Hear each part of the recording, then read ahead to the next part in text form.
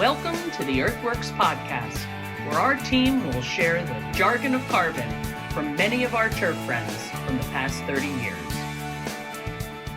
Hi, everybody. I'm Joel Simmons, and this is another EarthWorks podcast. And I'm very excited to have a relatively new friend who I've met not all that long ago, really, Bryant Mason. And Bryant is a consultant for lots of folks and is the president of, what is your company name again? Tell me. It's Soil Doctor Consulting. And the neatest thing about Bryant's work is that you folks can all find him on Instagram under Soil Doctor, and you're putting out pieces on a fairly regular basis. I mean, I don't even know how many Instagram pieces you have, but you've got a whole bunch of them, and I've seen a number of them, and they're all very, very good. But they're little snippets of a few minutes on various topics on soils. And even though you're not necessarily a turf guy, like many of the folks that we have here on our podcast, soils are soils. And I don't care if you're growing bent grass, bluegrass, petunias, cannabis, or as you're now doing peach trees.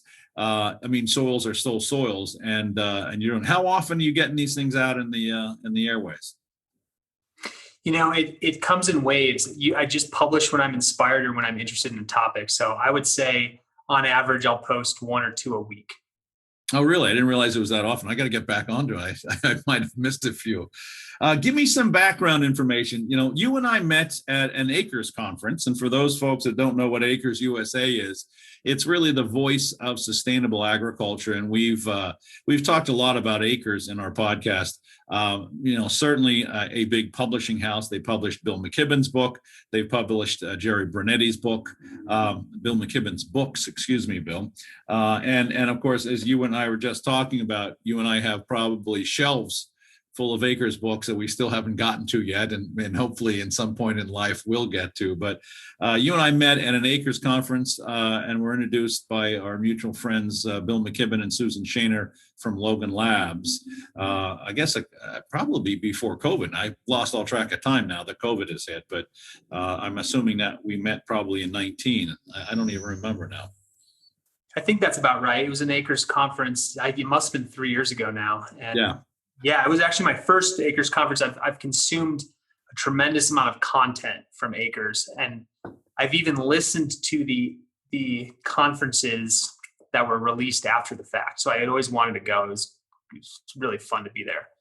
Yeah, it's a pretty amazing. I've been to many, and I've spoken at Acres a few times, and of course Jerry, my mentor, was one of the keynote speakers for as long as I can remember, up until his passing.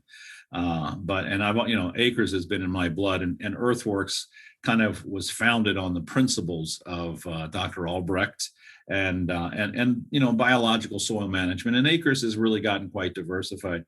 I don't even know the answer to this, Brian, but what's your background? I mean, I don't even know how you got into this business. Yeah, sure. It's a fun story. I got into this because I started a business in Colorado called the Urban Farm Company, and we installed raised bed vegetable gardens in people's backyards. So over the course of 5 years, we probably installed 2,000 raised beds across the Front Range of Colorado.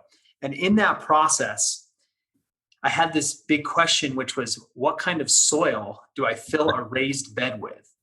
And there's not a straightforward answer to that. You can go to Home Depot and get bagged soil. You can just peat moss. Yeah, exactly. Yeah. You can get a straight high clay topsoil from somewhere in Colorado. There's so many things, and that sent me down a rabbit hole of trying to understand what the optimal soil looked like. And in that process, I found Acres USA. I found the Bionutrient Food Association. I found a number of the same sort of thought leaders that you've found throughout the years. And I kept coming back to this question of soil, and it almost became an obsession.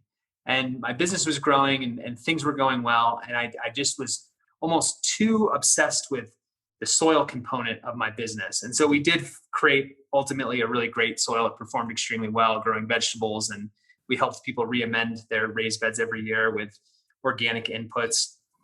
But ultimately, I ended up selling my business, and in figuring out what was next, I decided to double down on that soil component. And so I was going to go back to get to school to get my PhD in soil science, but I actually decided to take a little bit more of an alternative route and just self-educate intensively for a year or two. And so I read textbooks, and I took online university courses, and I became a certified crop advisor through the American Association of Agronomy. I connected with more people who taught me a lot. So Bill McKibben has been a major mentor. You've had him on, mutual friend and agronomist at Logan Labs. So I went through a sort of a self-learning journey, and ultimately started working with a lot of small organic vegetable farmers because I cut my teeth growing vegetables. And then I started publishing nerdy, fun information about soil on Instagram, and garnered a more diverse following, and started working with different crop types, and just kind of went from there. So I've worked on farms. I started a peach orchard this year, and I've worked with a bunch of growers over the last 4 years, and essentially that's been the journey. Where'd you go to school? I went to the University of Colorado. You're from Colorado. You live in Colorado. Yeah. Was your degree in agronomy? No, it was actually an environmental science degree, and I also studied economics. So I wish I had known my passion for soil and agronomy when I was 18 years old, but unfortunately, that's not how things work. Well, that's all right. I mean, I'm the same way. I'm a horticulture degree, and I feel I've said exactly that same thing many times over my career, but it's interesting. Let me get back to that soil mix that you were doing for the raised beds for the Urban Farm Company. What did you end up concluding? What was the soil mix? I mean, what did you end up putting into those soil beds? So the base materials wasn't crazy. It was essentially a mix of a topsoil blend, which on the Front Range of Colorado was, primarily clay. Yeah. There was about 20% compost. So I tested every single compost I could find commercially, and chose a compost that I thought was well balanced nutritionally and well finished, most importantly, because a lot of the compost at the time was getting pushed out too early. It wasn't done. It needed more time, which is still an issue today, in my opinion. And then there was about 20% peat moss, and I put a little bit of aggregate. I was using pumice for a period of time, and then I found a more local source of what's called expanded shale, just to improve drainage in those raised beds. And then what I would do is I would have someone blend this mix in 300 cubic yard quantities. They would deliver it, and every batch was different. So I started testing, and I would amend that soil based on the lab results. And so I was applying things like gypsum and a slow release organic nitrogen source. I would use rock dust and kelp meal and a number of the products that I still recommend today. But it would vary a little bit based on what the test results showed. Sometimes we would get it in the arid West. A lot of the soils and composts are very saline. And so we get these really salty batches, and couldn't even explain why. We didn't know if it was from the compost or the topsoil or what was happening. And so sometimes we'd actually have to leach and just water the heck out of the soil for 2 weeks. And mostly sodium. Sodium. And so it was sort of a constant moving target. And I think maybe that's why I got so obsessed with it, is I could never pin down the right recipe, because it was always sort of changing. You were always testing though. So each batch that you brought in, you would have to test and then modify before you could get it out to your client's property. Yeah. What we would do is we'd install the gardens, and we'd haul in 2,000 pounds of soil per raised bed in these trash cans, and we would fill the raised bed. And then we would pull out a customized sort of mineral mix, a nutrient blend that we would essentially mix on site into the bed right there. And that mix would change based on the batch of soil we were working with. So let me ask you this. 20% of this is compost. How do you test compost? How do you know compost is ready? Yeah, that's a great answer. So compost has so many different purposes that you can test the chemistry of it. You can test the biology of it. How I would look at it at that period of time, I wasn't using a microscope. I wasn't doing any biological assays. I was just looking at the chemistry. And so I would get a full digest of the compost, I would look at the carbon and nitrogen ratio first and foremost. Because if the carbon and nitrogen ratio is too high, it can actually immobilize nitrogen for a period of time, as you know. Shut it right down. Yeah, exactly. And I made that mistake plenty of times, putting a high wood compost where you can see the wood chips, but it smells good, it looks good. You put it in the soil, and then all of a sudden your plants are nitrogen deficient. I tell a story often when I speak. I was working with a golf course superintendent. I came to a shop, and he had this big bin full of what he thought was the greatest stuff in the world. I said, "What is this?" He goes, "Oh, that stuff's great." And I said, "Why?" He goes, "It's cheap." And I'm looking at it, and it had that distinctive odor of sludge, human waste. And if you look at it really close, there was pieces of it the size of your pinky that were wood chips, and it was loaded with these little wood chips. And it was human sludge blended in with ground up wood pallets. And I said, "What are you going to do with these?" "I'm going to put it everywhere." I said, "Please don't do that." So he was adamant about wanting to do this. So I said, "Look, take that material and just put it out on one. This is a golf course, so put it out on one fairway and just watch it for a week or so." And I came back about a month later, and I was there specifically because I wanted to see that stretch of grass. And he drove me all around the property and didn't come near that fairway, which is why I'm there. And finally, we get up on a ridge, and I looked down at it, and I looked at that one stretch, and it was as yellow as this yellow pad of paper here. And and it's nitrification in reverse, right? It's taking the instead of the microbes going after the nitrogen and breaking it down, now they're going after the carbon to break it down, and they're having to utilize whatever available nitrogen is there. And it's a very big problem across our industry, especially with compost. That's why I ask you about compost, because I get that question an awful lot. How do you make good compost, and how do you test good compost? The tests that you use were a Logan test, a standard Logan test? So at the time, I had not yet found Logan. Standard soil test. So I was using actually, the compost company I was buying from was called A1 Organics. They would supply me with the compost analysis. And I don't remember the lab, the U.S. Composting Council or something. I don't remember who was doing the testing. I found Logan. I used a bunch of labs before I found Logan. And I always liked, I'm not sure what it was that drew me to Logan. It was, at this point, it's the team at Logan, it's the lab, I visited it, it's their protocols, it's Bill McKibben, it's the saturated paste report, which has been game changing for it's sort of my ace in the hole as a consultant, honestly. But before that, I think I encountered them at a conference or I don't remember what it was, but all that is to say, I wasn't using Logan at that period of time. But you were looking at basically what we would call standard soil test data for the compost. And I definitely want to get back to that conversation. But staying on this concept of compost, because I think you can bring a lot to our table for that. So many people are trying to figure out a way to get good compost into their programs. And it's not easy. I mean, I struggle with how to answer that question. And maybe you have more insight than I do. But, a standard soil test, I don't think gives me a whole lot of information. Even a paste extract doesn't really give me a whole lot of information. So if you were to talk to a grower that wants to make their own compost, what's the protocol? Yeah, and I have a lot of thoughts on this. Let me finish answering the question about what else I look for on a test. Yeah. The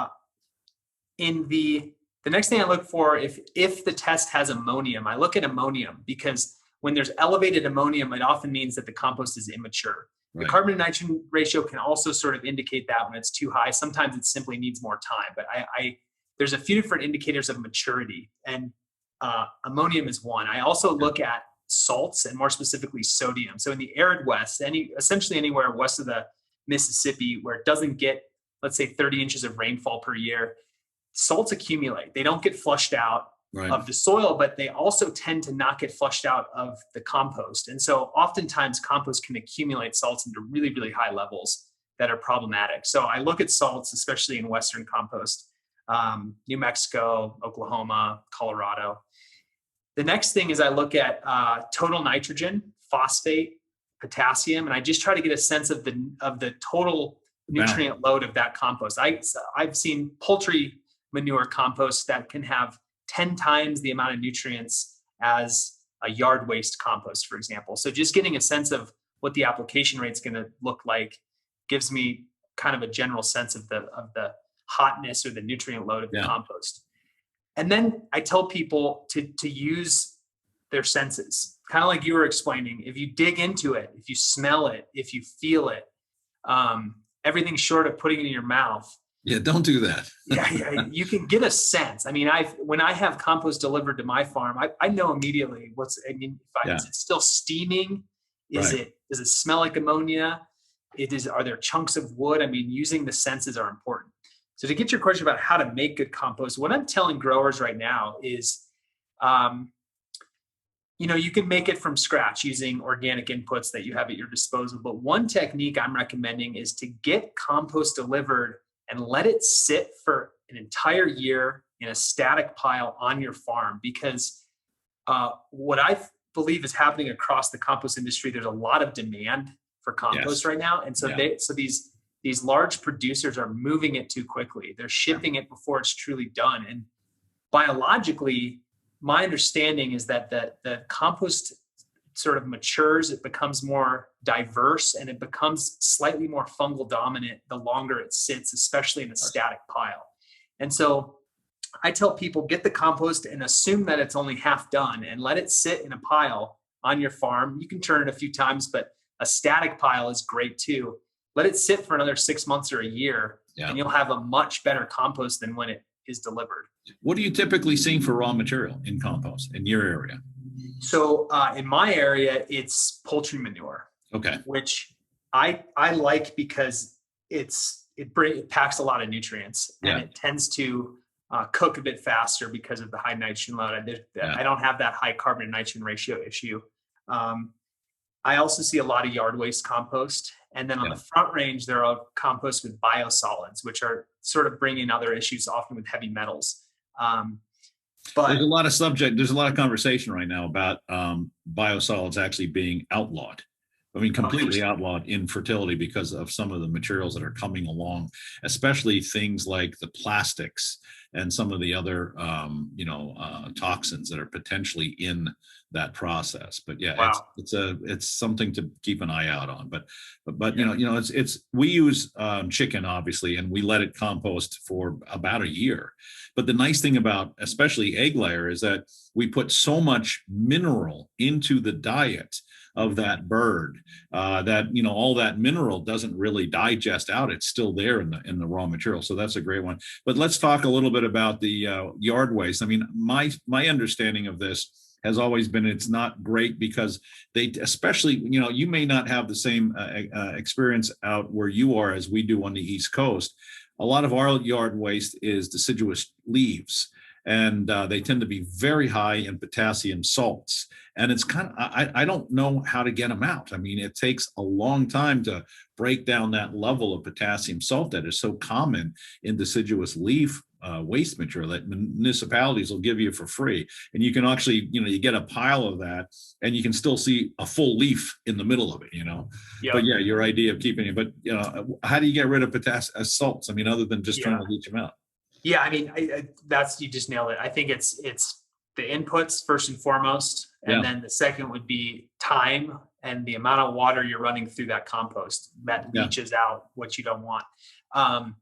But otherwise, it's going to be fixed into the compost to a certain extent. And I've also seen extremely high potassium compost, which is great if you need potassium, but if you don't, it sends you. And the potassium leach out, can you get the potassium? Forget the salts, because that can be leached. But can on something that has that high mineral content of potassium, is that ever leachable?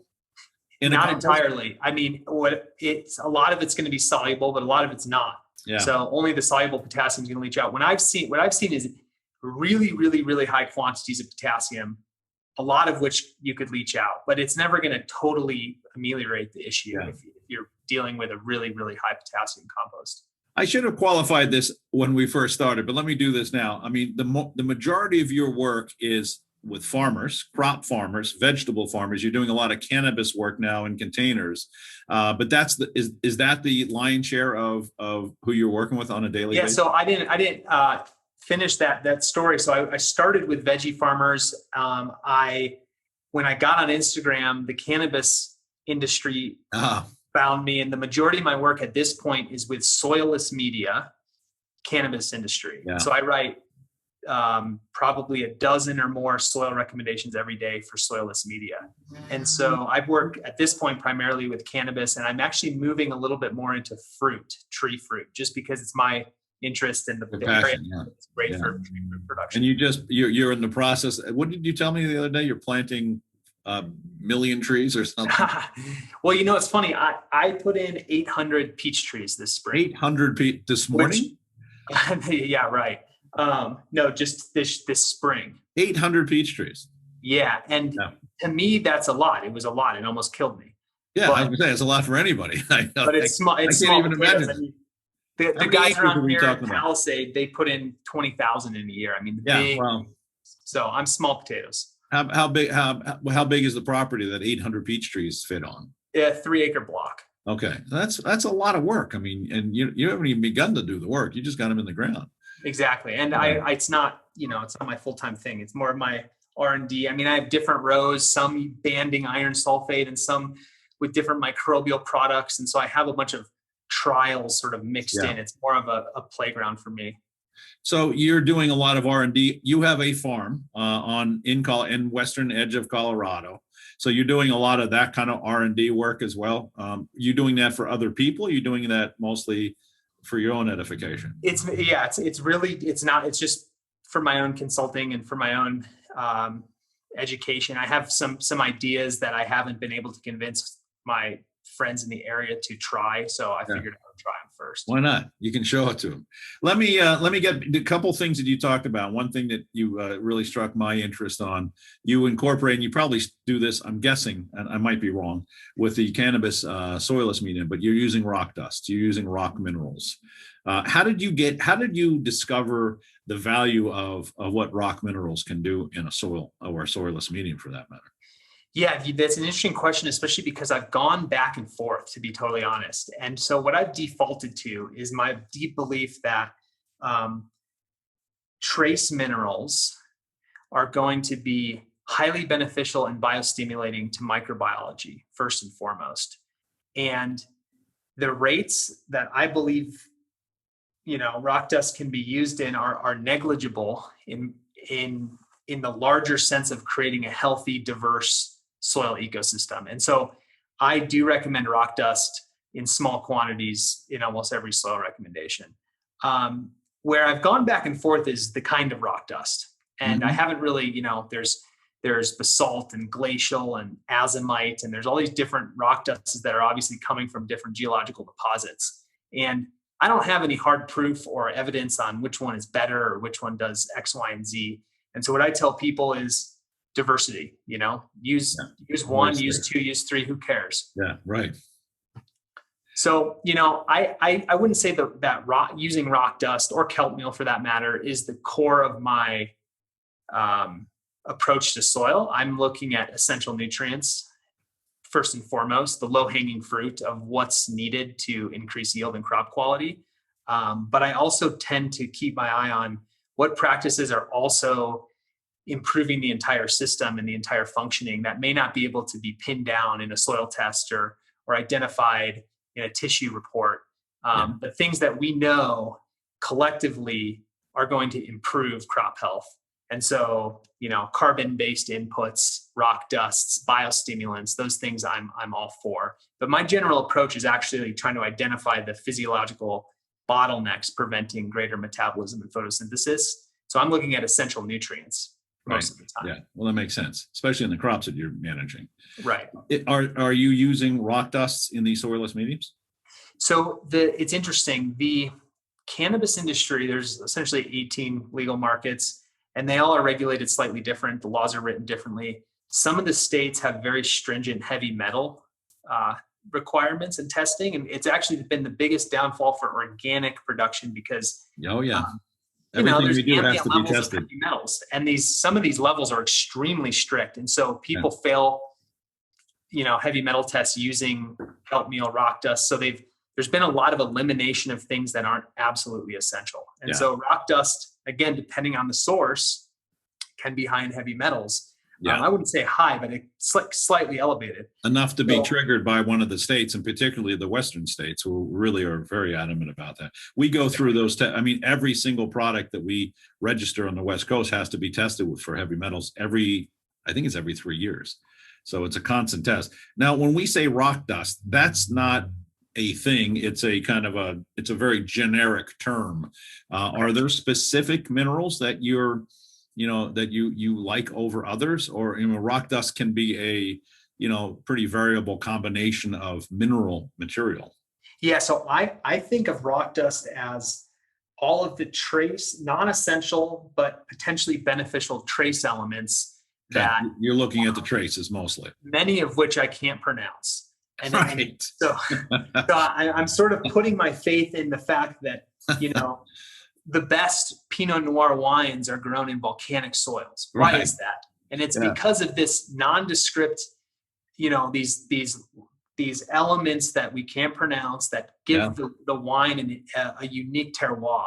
And so I try to have humility in that I can't test and optimize everything. So I should just make sure they're there and let the plant express itself to its greatest genetic potential. The wine analogy is ideal because if you're a wino like I try to be as often as possible, you can clearly taste soil. I mean, as an agronomist and then becoming a wino, I go from the California wines where the soils are different. You go to an Italian, those big, heavy Italian wines. I mean, terroir. I mean, it's all soil. It's the mineral content of that soil that's coming into that grape that is now making the essence of that wine. And it's, if you're studied on it, and I'm certainly not, but if you're studied on it, it's very definitive, but you can definitely taste that earthiness when you're in a rich soil. We tend to use a lot of things like rock phosphates, and we use langbonite, which is green sand or potassium silica kind of a material. A lot of these materials, a lot of these minerals are really, they're not soluble, obviously, right? So where they become available is in the presence of the organic acids being spit out by the plant, and or the combination of that acid and microbial populations in the soil. So are we getting that benefit when we're in soilless mediums, or and in my industry, it's sand-based greens that are essentially sterile. I mean, biologically they're weak and nutritionally they're weak. Are we getting any value out of these minerals? Yeah, it's a great question, and I think that when it comes to soilless media, there's also a whole spectrum. There's people using just coconut coir and perlite and nothing else, all the way to what the cannabis industry would call a living soil, which is compost rich, multi-cycle. So they'll go no-till, and they'll use the same soilless media, just applying organic carbon-based inputs and compost every round for 25 cycles in a row. And biologically, they're thriving. They're unbelievable. Yeah. But as you can imagine, it's a lot of carbon-based inputs, and it's very different than a sandy soil. I would say that my understanding of the microbiology in whether it's a sandy soil or a straight sort of sterile inert media, is they actually do have the ability to find very small habitat, even on a single sand particle. So it may not be, that in sand, you're going to have a lot less moisture and a lot less organic matter, but they tend to still survive and persist, maybe not at the same populations, but I'd say they're just as important as in a rich loam. Yeah. Well, and in our industry, in the cover crop industry of turf grass, we're constantly generating root mass. Right. And so this is constantly, if the soil is healthy and biologically active, it's constantly digesting that down into usable forms of food for microbes and organic matter. So we're trying to almost create or evolve, if you will, a soil in one of those soil mediums, which is kind of interesting.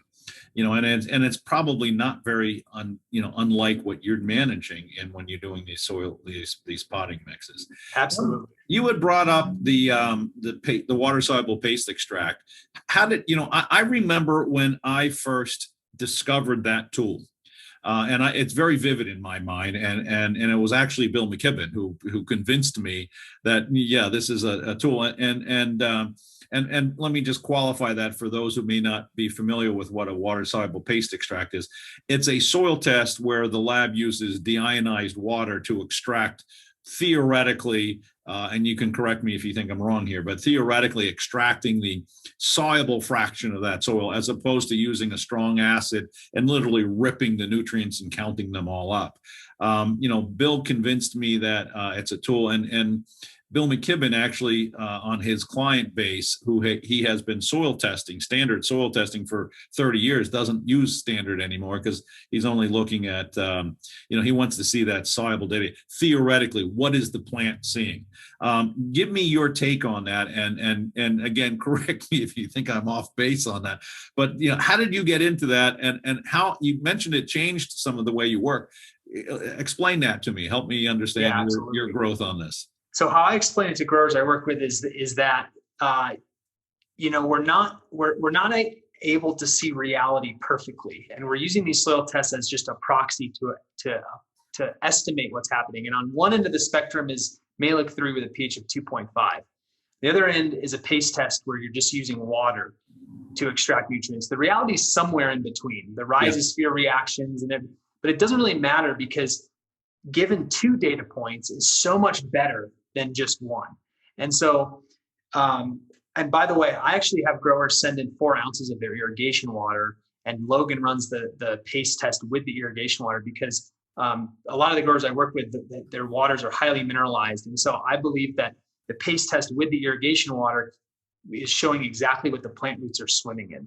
And so I tend to believe that the paste test is a much more real-time approximation of exactly what the roots are able to take up. And I found that it's much more correlated with tissue test results. So when I see a tissue test, a standard test, and a paste test, the paste test and the tissue test is usually much more correlated than the standard test. Now you're doing tissue tests on crop material. You're doing it on fruit trees or cannabis or whatever. Yeah. So I have growers send in their leaf tissue from cannabis. Yeah. And it's a full digest of the fossil record of nutrients in that leaf. And it's really a wonderful test because it's pretty straightforward to interpret. And you can see exactly what's happening. It's there. Potassium is low, calcium's low. And I actually graph it over the course of cycles, because growers are taking tests every 2 weeks, and I can see the rate of senescence and how the nutrients change. And it's such a wonderful tool. But to go back to the paste test, those two are so well correlated. And so I find that in a soilless media or a low CEC soil, like a sandy soil, or another one would be a calcareous soil, where that strong acid is just dissolving free lime in the soil profile and showing a sort of an exaggerated calcium number that's not actually accurate. And an exaggerated CEC. Exactly. In a soil like that, the paste test is the winner. So how I found it is I was working in these Colorado raised bed soils, and I was using the Albrecht approach, because I still do. That still informs how I look at soils. But when the CEC is really low, or the CEC is insanely high because I'm looking at a calcareous soil, I throw that approach aside. And data doesn't work, right? Base saturation is only effective in really moderately to high CEC clay-based soils. Right. And so, with soilless media, CEC means nothing because there's no clay colloid. Because there's no clay. Yeah. And it means nothing in a calcareous soil because it's not actually looking at the clay colloid. It's just dissolving chunks of lime. Right. Yeah. So I think I'm similarly, I think I was trying to crack that code, trying to figure out why I couldn't get the base saturation numbers to balance. Learned about calcareous soils, probably got on the phone with Bill McKibben, and he also turned me on to the paste test. So I just can't give him enough credit. He's helped me so much over the years. Let me ask you this. Is your environment, you're semi-arid for the most part, right? Yeah, I get 13 inches of rain per year, so it's pretty. And I'm not criticizing and I'm not challenging. I just wanted to qualify something. I have this question from my growers all the time. Should I use my irrigation water or not? And I often say I don't. And I actually got that from Bill. And the reason I say that, and I'm not criticizing, don't get me wrong. I actually agree with you, certainly in your climate. But in a climate like the East Coast, where we get an awful lot of rain, the irrigation water the variables are too much for us.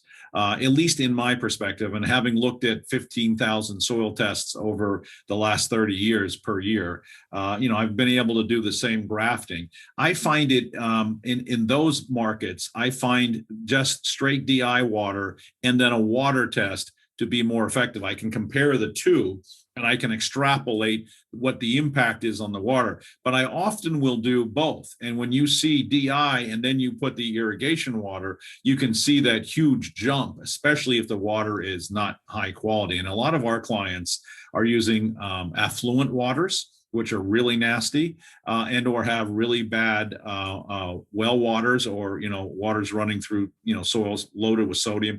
I mean, the biggest things I look at is sodium and bicarbonates. But does that make sense to you, or would you stick to? And I'm not, again, it's you tell me what your thing is. No, I think that's a great point. I think in a perfect world, I would only be having growers use their irrigation water on a paste test if they had really dirty water. But from what I see, yeah, is if people, Western water tends to be more mineralized and has a lot of just crap in it. If your irrigation water is a clean surface water from somewhere out east, I don't think it's necessary. I don't think that it changes the paste test enough to actually change any management decision. Yeah. So personally, I would only be sending in my irrigation water if I knew my irrigation water was really significantly mineralized in one way or the other. And let me ask you a question to extrapolate, because I know it's not your wheelhouse. In an area where we grow turf grass that is literally a quarter of an inch high, do you think a tissue test and it's being cut off every day, is a tissue test of any value compared to what you're doing with your vegetables or your tree fruit or your cannabis leaves? That's a question that we get in our world, and I won't poison the question, but I'll tell you what the first answer is I don't know, but here's what I would do. I would open this textbook right here, Plant Analysis Handbook 3, and I would even see if there's tissue targets for turf grass. And if there's not, there are. Yeah. There are? I don't think there are. Okay. I might be wrong. Well, so that would be my first issue, is data is only as good as what you're able to do with it, given a database of research established targets. Yeah. So and then the other thing I would think is, if you don't have something to compare the results to, then it's not going to be very helpful. Exactly. The other thing is, it's got to be, I like tissue results because usually the targets have been established through a number of experimental results, and the timing matters. So, for example, you're supposed to pull a cannabis leaf and veg immediately before flower, because if you pull a leaf 4 weeks into the flowering cycle, the plant is translocating nutrients into the flower, and the leaf tissue nutrient levels are going to change dramatically to the point where the targets are no longer applicable. So there would have to be targets established for quarter-inch tall turf grass of the species you're growing. And if that were the case, I would say absolutely. The other problem that we have, and I apologize for being self-serving here, but the other problem that we have, and Bill McKibben pointed this out to me a long time ago, is that most folks in the grass industry, turf grass industry, they're picking up the grass clippings from a mower.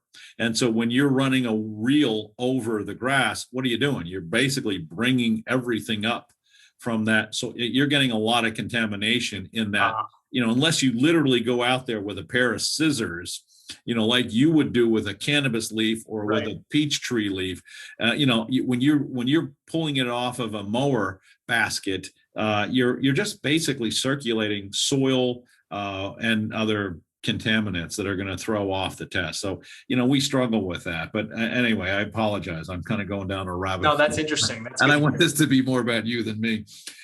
Let me ask you this. You are a student. I mean, I've been overly impressed with how you've self-educated. And you were telling me before we got started, you had started a PhD program, but realized that, what'd you do? Take a couple of years off and just read everything you can get your hands on.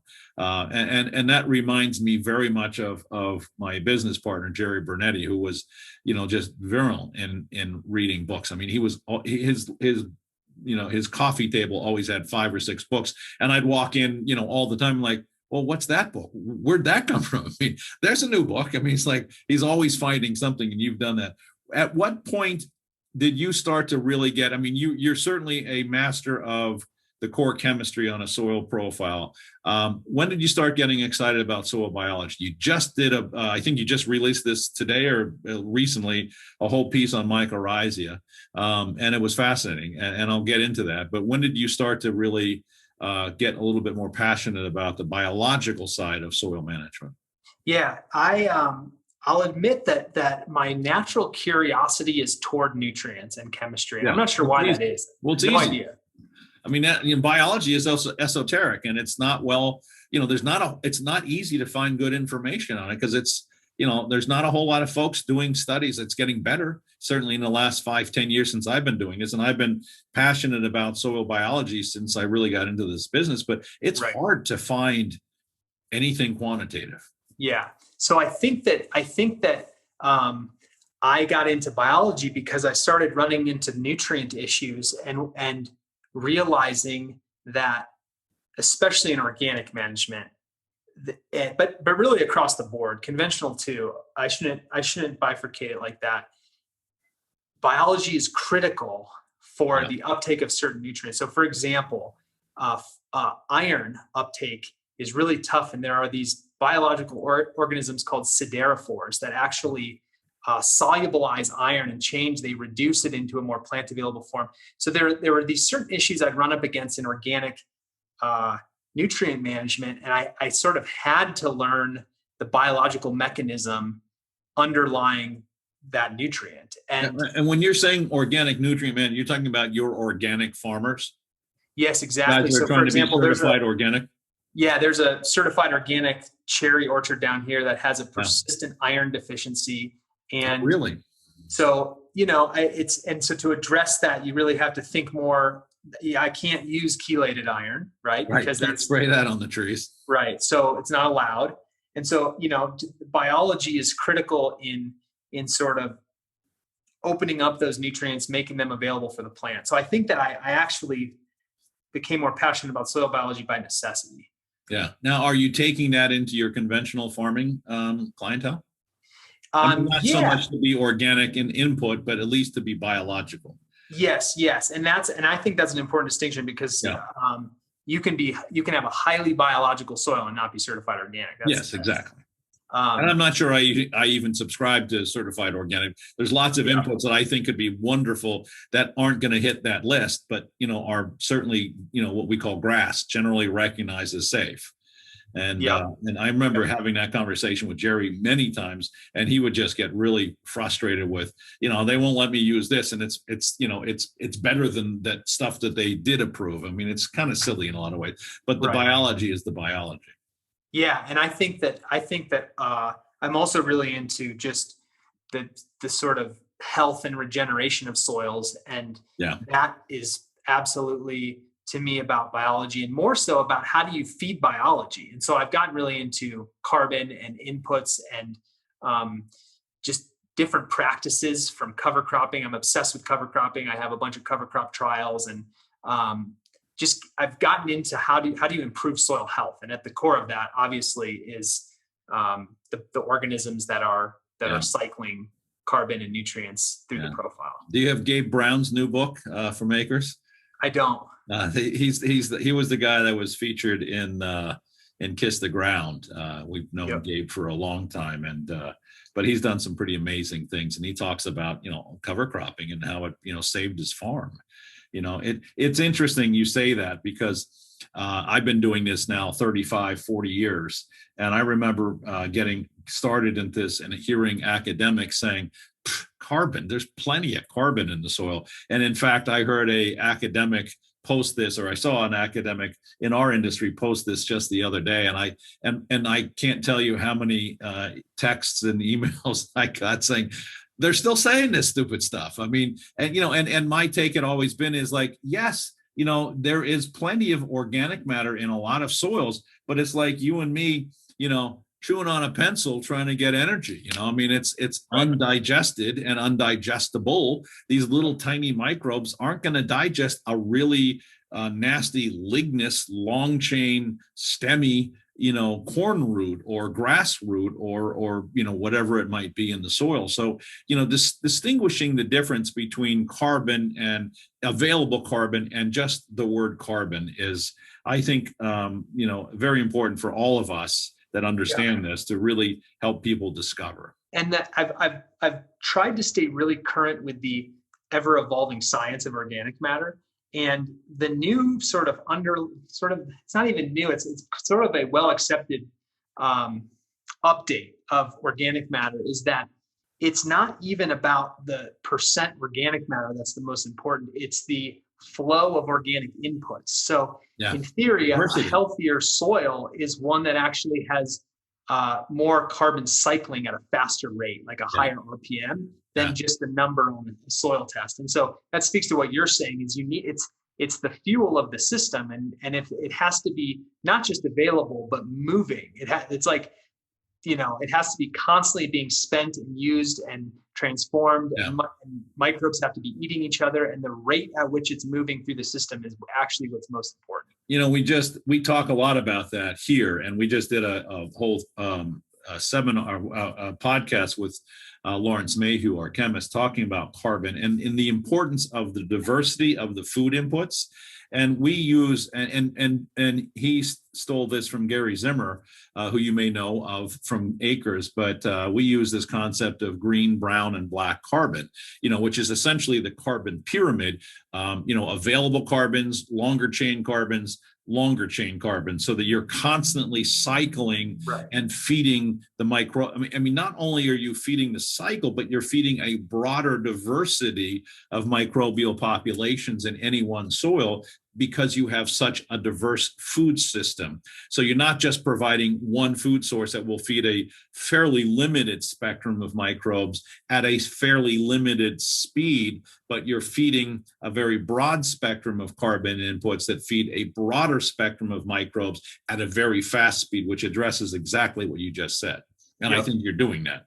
Yeah, I love that. So the one going back to the compost question, how do you recommend making the best compost? I am really, really excited about what's called the Johnson-Su bioreactor.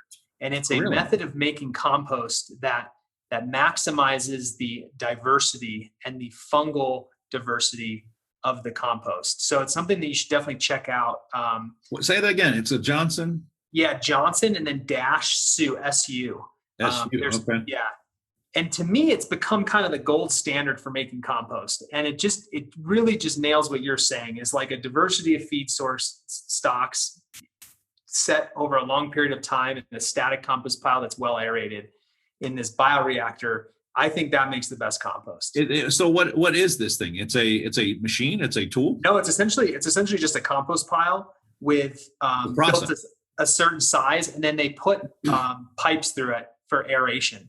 And then they don't turn it. It's not like a dynamic compost pile you turn every 30 days or whatever. It's static. And because it's static, you're not constantly breaking up the mycelium, and it creates this really fungal compost. It takes a long time. It takes over a year. It's funny you say that, because we've been working with stagnant piling for almost ever, and we've seen some really beneficial things. And I think what you just said is really the key thing. It's not breaking up all that mycelium. The biology that's coming to the table, is pretty crazy. You did this wonderful, and I want to encourage anybody that's listening to us to go find the Soil Doctor on Instagram. Is that how we find you on Instagram? It's soil_doctor.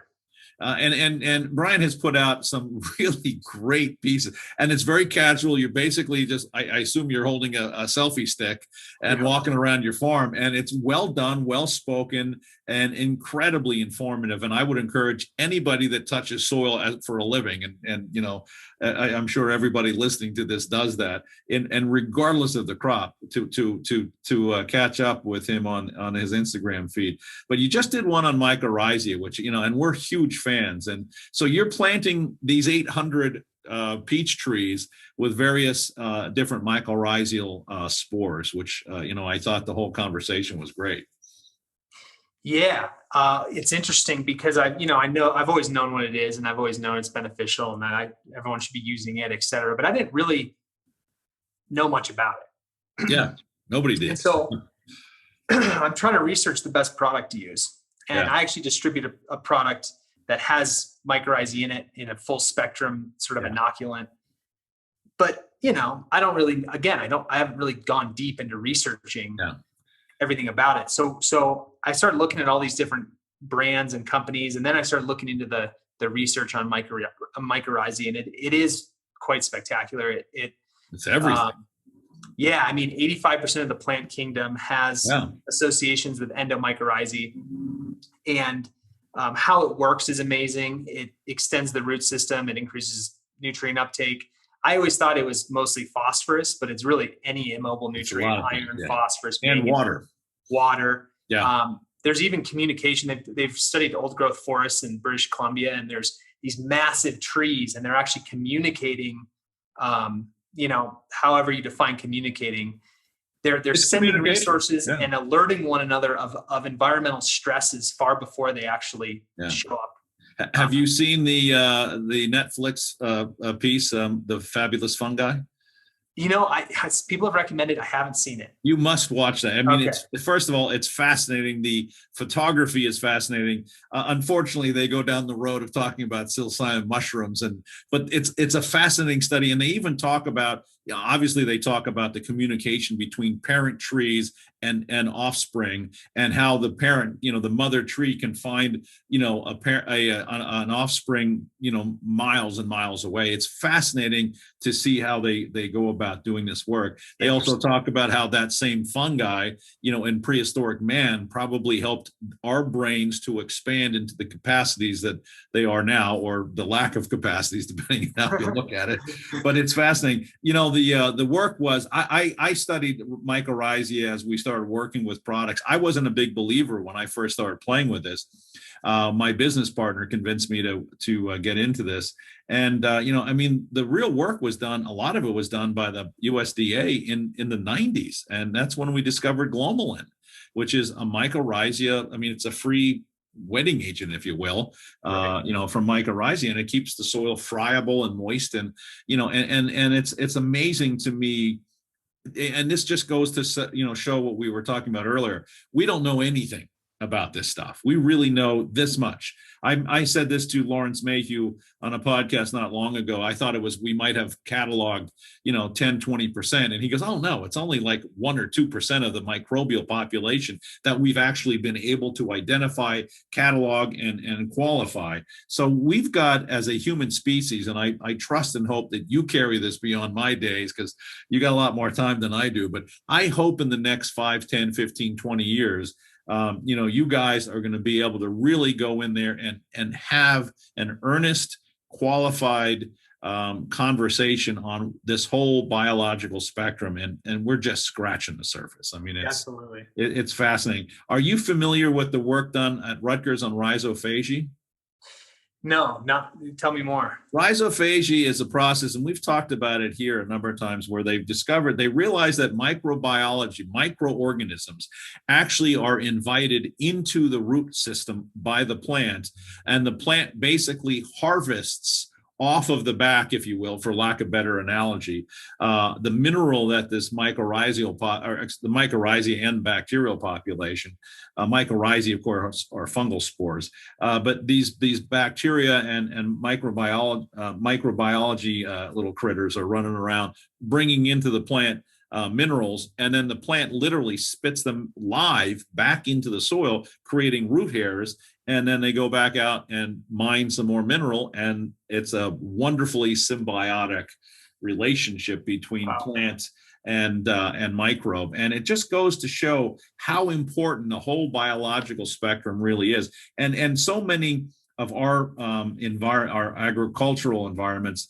have done a lot to damage that population. And I'm not trying to be political or critical, but think about what our industries have done historically to damage the environment structurally, chemically, all of these things, and I'm not suggesting we're not going to bring certain inputs into farming or into turf management, but we have to always be moving 2 steps forward and to make sure that the biology is surviving. And mycorrhizae, man, that's the baby. And my takeaway was it is the best insurance policy. Yeah, because it can really mitigate against any abiotic stress. It's not just nutrient management; it's drought stress, pathogens. And so in a perfect environment, it wouldn't help the plant, but that doesn't really exist. So anytime you get a stress, and as you get more and more and more plant stress, the benefit of mycorrhizae increases exponentially. Right. And so to me, I'm sprinkling this granular mycorrhizae in the root zone of every peach tree, and it costs $200 for the whole 3 acres, which might seem like a lot, but if that's going to mitigate plant stress for the rest of that peach tree's life, it is the lowest cost input I could. Yeah, that actually sounds like an incredible investment in that population. You had asked on that Instagram feed, and I watched this right before we got on the podcast here. Do they really work? And I'm thinking to myself, the easiest way to answer that question is just do one with and one without, and just compare the difference in the root mass. It will be exponentially larger, because mycorrhizae in Latin means root extension. And so what they're really doing is they're grabbing onto that root and extending that root system out. And that alone, think about what that's doing. It's allowing the plant to get more mineral, more water. It's creating more carbon load in that soil. And as that root system starts to slough off and gets digested, we're creating humus, water management, obviously checks and balances for pathogens. You talked about all of that on that Instagram feed, which again, I thought was very, very well done. But, there's an awful lot. Mycorrhizae, I believe, and I might be wrong here, but I believe it's one of the most researched biological input that we can find. If you Google mycorrhizae, you could spend, and I'm sure you probably have done a lot of this, you could probably spend the next, 2-3 months just going through all the research on mycorrhizae. So this is not foo-foo dust. It's not snake oil. It's well researched and well documented. And hell, half the some of the best research was done by the USDA. So it doesn't get any more conventional than that. And I forgot the woman's name who really was instrumental in qualifying glomalin from the USDA, but she did some amazing work, and it's all out there. So I think your peach trees will be fine. Yeah, thank you. The one takeaway for listeners who are actually going to use it is to get it in the root system. Yeah. It's most important at planting, if possible. Yeah. It's hard to apply it after the fact. So get it touching the roots. And once it associates, it expands and colonizes, but it's got to be in the root zone. Yeah, we sell a mycorrhizae product that we're one of our biggest selling products, and what we do is we put it under sod. We'll put it in, and when we plant our petunias, we'll put it in a tree hole. We'll put it in aerification holes. It has to have soil contact. But I tell this story often. We use this our product called MicroReplenish, and it's an endo-ecto product, so it has both tree, shrub, and grass mycorrhizae. But I've had many times landscapers calling me up at the end of the season complaining because it's hard for them to remove the petunias because the root system is so strong. And I'm like, really, this is the complaint that you're going to give me, is that you can't get the root system out of the ground? And it kind of just goes to show you how powerful that is. I hate to tell you this, but we are up against our hour. And again, I am going to encourage anybody And I'd love to have you come back. We've scratched the surface, and I would love, maybe to get you on with some of the other folks here at EarthWorks and really just keep talking, geeking out on soils, because we literally scratched the surface, no pun intended.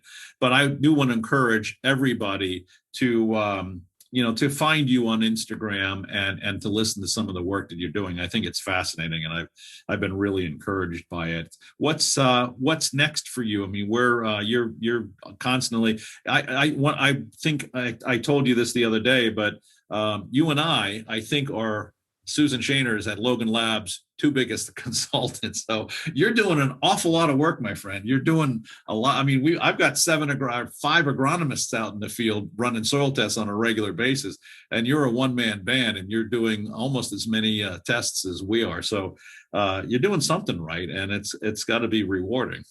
Yeah, thank you. And just I do have an employee. Shout out to my friend and employee Ben, who actually does all the initial agronomic calculations before they hit my desk. So that's the next move, is that you continue to grow the business and just pass the word around. I mean, it's got to be, when you're doing the right things like you're doing, people hear you and they see the results. So, I mean, you're going to be a busy man for a long time if you continue in this pattern that you're in. And I encourage you to keep reading and studying and you can teach old guys like me a lot of stuff.